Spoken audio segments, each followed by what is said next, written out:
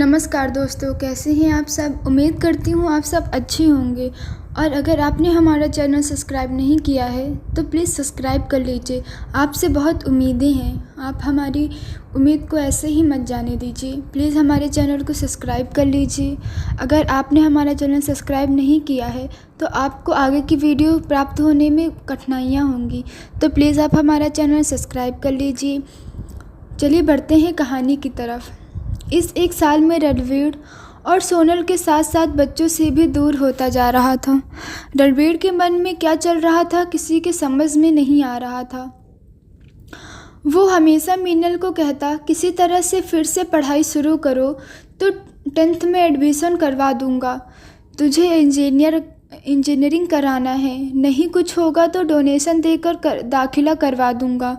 सोनल और बच्चे रणवीर की इस बात से चिढ़ते कि वो हकीकत क्यों नहीं मानता। जो बच्ची 8वीं भी नहीं पढ़ी है और ना ही अब उसे पढ़ने की कोई इच्छा ही है, लाख कोशिश के बाद भी वो कुछ भी सीखने को तैयार नहीं। आप उससे इंजीनियरिंग कैसे पढ़वाने की बात करते हो। खासकर रुद्र इस बात से बहुत चिढ़ता, क्योंकि जब उसने विदेश जाकर पढ़ाई करने की इच्छा व्यक्त की थी तो रणवीर ने उसे पैसों का हवाला देकर मना कर दिया था। बहुत दिनों बाद एक शाम रणवीर बहुत खुश होते हुए घर आया। सोनल, आज बहुत खुश हूँ मैं।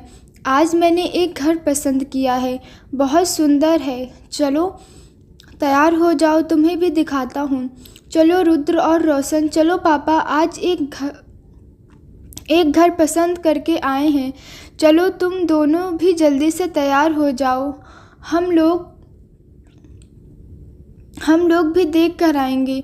सोनल ने बच्चों से कहा, नहीं मम्मी, हम लोग फिर किसी दिन चले जाएंगे। आज आप और पापा जाओ। बहुत दिनों बाद आज पापा अच्छे मूड में हैं। चलो फटाफट से तैयार हो जाओ। रुद्र ने पीछे से सोनल के गले में बाहें डालते हुए उसके गालों पर किस करते हुए कहा, अरे तो क्या हुआ, चलो ना सब साथ में चलते हैं।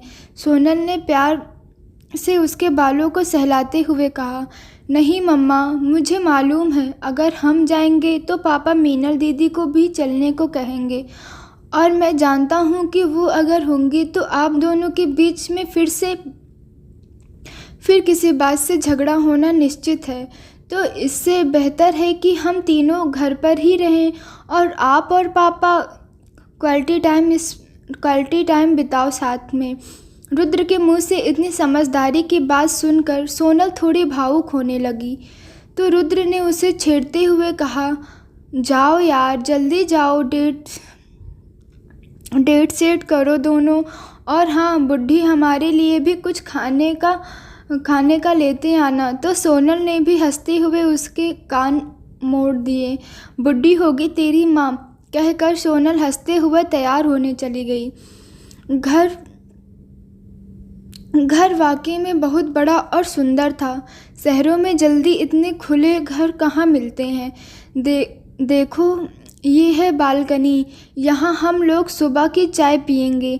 रणवीर सोनल का हाथ पकड़कर बालकनी में ले आया। इतनी बड़ी बालकनी? हाँ, ये तो मैं अपने चिप्स और पापड़ भी सुखा लूँगी।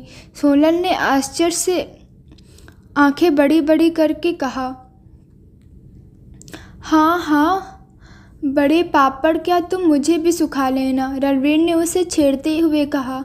तो सोनल ने उसे बाह पर एक मुक्का जड़ दिया। ये देखो, ये हमारे दोनों साहबजादों का कमरा।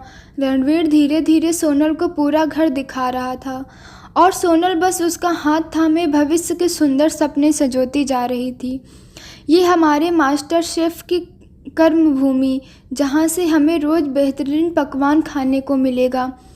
मॉडर्न लुक किचन देखकर सोनल खुशी से झूम उठी। ये तो बिल्कुल सपनों जैसा है, सोनल ने खुशी से चहकते हुए कहा। अब इधर आइए मोहतरमा, ये देखिए, ये है हमारा ख्वाबगह। रणवीर ने मास्टर बेडरूम दिखाते हुए पीछे से सोनल की कमर में अपनी बाहें डाल दी और गुट्ठी उसके कंधे पर रखते हुए कहा, सोनल तो आज हवा में थी। ना जाने उसकी आंखों ने कितने ख्वाब पल भर में सजा लिए थे। उसका चेहरा आज उसके दिल की खुशी को बयां कर रहा था। सोनल को घर बहुत पसंद आया। लौटते समय दोनों ने साथ ही डिनर किया और बच्चों के लिए भी पैक करवा लिया। आज बहुत दिनों बाद सोनल रणवीर के साथ समय बिताकर बहुत खुश थी। लौटते समय कार में मधुर संगीत बज रहा था। देखो मैं देखा है एक सपना, फूलों के शहर में हो घर अपना। तू कहाँ है मैं यहाँ हूँ, मैं आई आई आई आजा। कितना हसीन है ये एक सपना, फूलों के शहर में हो घर अपना। प्यार जवान है तू कहाँ है, मैं आया आया आया आया। दोनों उसके सुर में सुर मिलाते एक दूसरे का साथ एंजॉय कर रहे थे। दोनों की खुशी आज उनकी एक एक अंग से झलक रही थी। घर कैसा लगा जान? रात रणवीर ने सोनल को बाहों में लेते हुए पूछा। बहुत ही सुंदर, मैंने जितना सोचा था उससे भी सुंदर। आज बहुत दिनों बाद रणवीर के मुंह से अपने लिए जान सुनकर सोनल का पिछले दिनों का सारा गुस्सा पिघल गया और वो भी रणवीर की बाहों में समा गई। पर जी, घर तो बहुत बड़ा है, ये तो बहुत महंगा होगा। कितने का है ये घर? रणवीर के सीने से लगे लगे ही सोनल ने अपना सिर ऊपर उठा उसके चेहरे को देखते हुए पूछा, तुम आम खाओ ना, गुठलियों क्यों गिन रही हो? रणवीर ने उसके बालों में उंगलियां फेरते हुए कहा। फिर भी प्लीज़ बताओ ना, कितने का है घर? सोनल ने थोड़ा ठुनकते हुए पूछा। 2 करोड़। 2 करोड़। दम सुनते ही सोनल उछलकर बेड पर बैठ गई। 2 करोड़? कहाँ से आएंगे 2 करोड़? सोनल आश्चर्य से फटी फटी आंखों से रणवीर का चेहरा देखती जा रही थी। सब मैनेज हो जाएगा, मैंने सब सोच लिया है। कुछ लोन ले लेंगे, कुछ भाई को बोल अपने हिस्से की ज़मीन बेचकर वहाँ से पैसे मंगवा लेंगे, और कुछ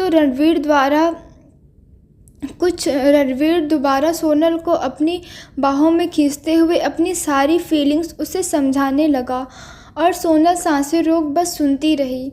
पर घर का दाम सुनकर सोनल के माथे पर चिंता की लकीर उभर आई थी। उसे मालूम था कि अब अगर रणवीर ने सोच लिया है इस घर को लेने को, तो वो पीछे नहीं हटेगा।